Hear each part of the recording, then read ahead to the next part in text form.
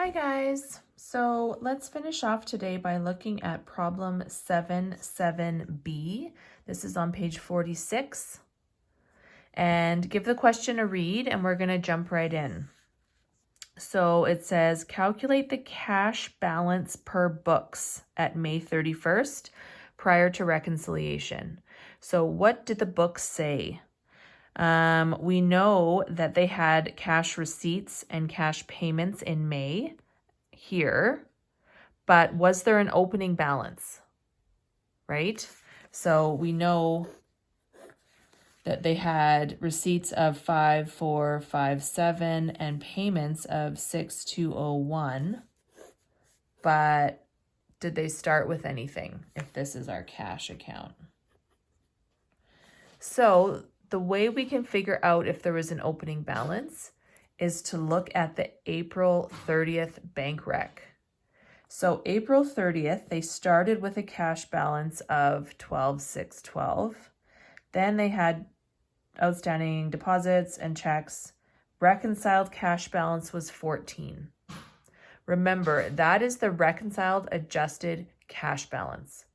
If we have adjustments to our GL side, we make these adjustments in our GL, right? So they would have recorded these things at the end of last month after the bank rec. So that 14,000 would be what our books would have shown on April 30th. So that's the opening balance. Then this happened.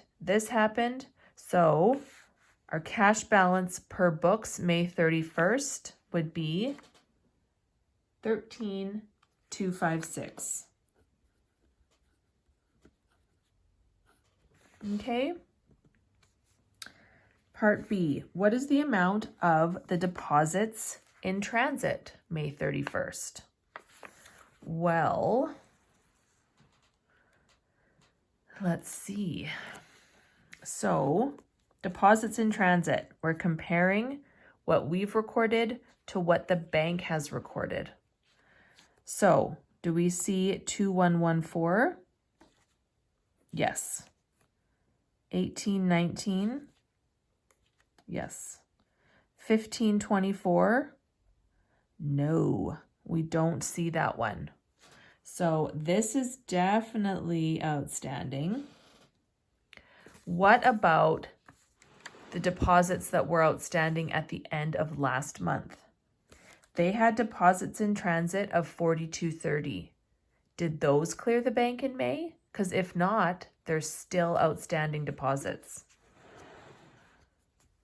Yes, 4230. Perfect. So I don't need to worry about last month's outstanding deposits. So all I have now is 1524.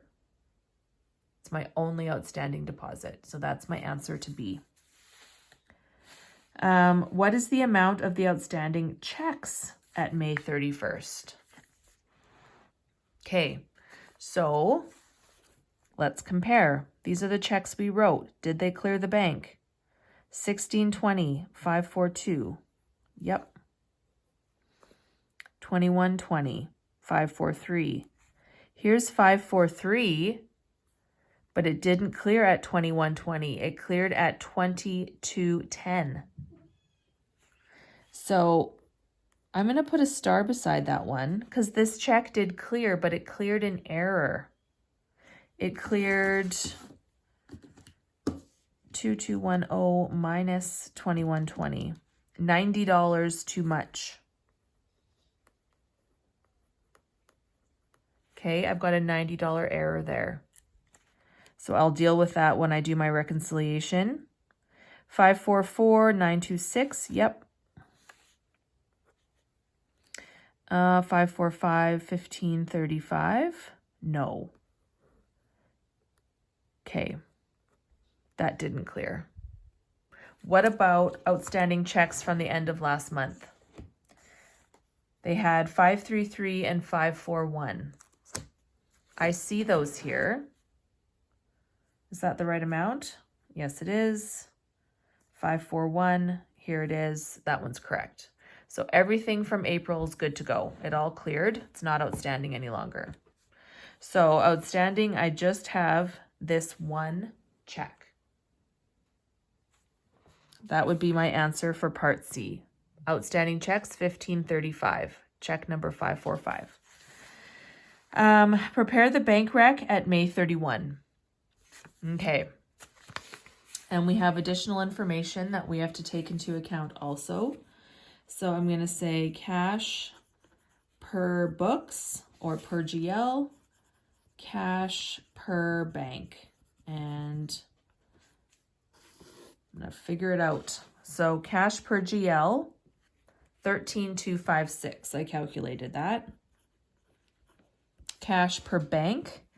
What does my bank statement say? 12,480.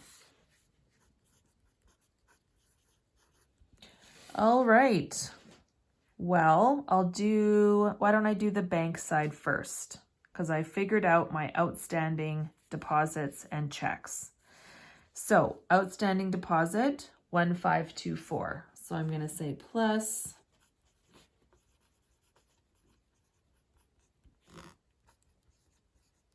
and then I'm going to say minus outstanding checks, or check, I guess, 1535.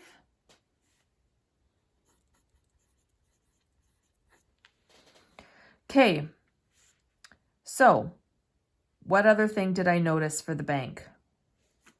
I noticed this error. So I'm assuming the bank is going to fix that next month. I'm going to call the bank and say, hey, why did you take an extra 90 bucks out of my account? You did that wrong, and they're going to fix it. So they took too much out, right? So I'm going to add it back in because they've taken too much out when they arrived at this 12,480. I'm going to add back in 90 bucks. So I'm going to say plus bank error of 90. Okay, so I think I'm good on that side. So now I'm going to go to the GL side and say, what do I need to adjust for? What are things that are on here that I did not know about until I received my bank statement, and therefore I don't have them recorded yet? Well, let's look. What have I not checked off? Okay, here, 1475. EFT collection on account from A. Osborne. Okay, so a customer paid me.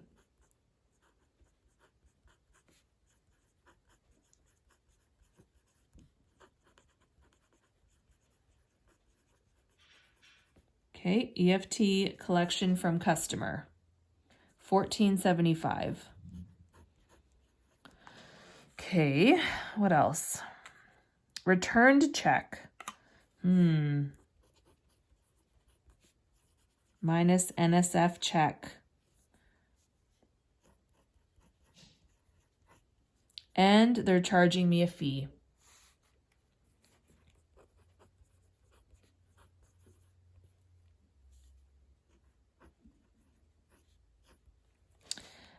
EFT prepaid insurance payment.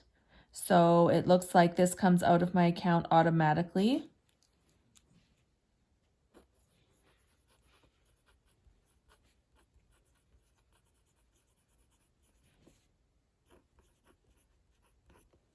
And bank service charges.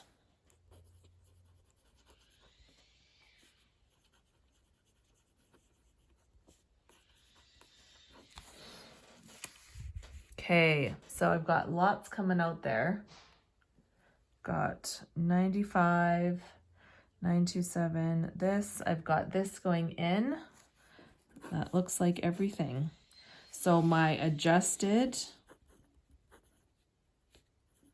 balance per GL is 12,559.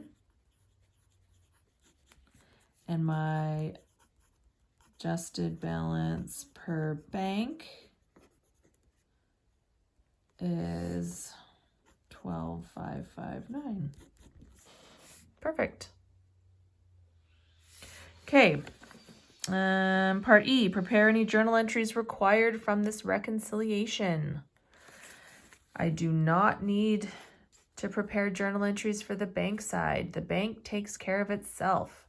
I only worry about journal entries for my own cash account. So I haven't recorded this EFT collection from this customer. Remember, I'm always either debiting cash or crediting cash in these adjusting entries. So I'm debiting cash for this $14.75. And I'm crediting accounts receivable. Okay, what about this NSF check?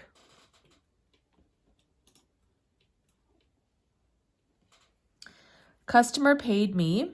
I'm assuming then that at the time I debited cash and I credited AR. Well, the check bounced, so really they haven't paid me. So I better reinstate that accounts receivable. They still owe me $11.05. Plus, you guys, the bank charged me $45. I don't want to have to pay for that. I think the customer should have to pay for that. That's their fault that they bounced a check, not mine. I'm adding that $45 to what they owe me. So to reinstate the AR, let's debit AR, and I'm going to debit $11.05 plus $45. Okay, I'm going to make them reimburse me for that. So $1,150, and I'm going to credit cash. That's what came out of my bank account. Next, prepaid insurance. So debit prepaid insurance, credit cash for $9.27. And finally, bank charges. I'll put bank charges expense, credit cash for $95. Okay, so everything that I have here, I've included in a journal entry. Debit cash for the $14.75 being added, credit cash for everything else. And that's it.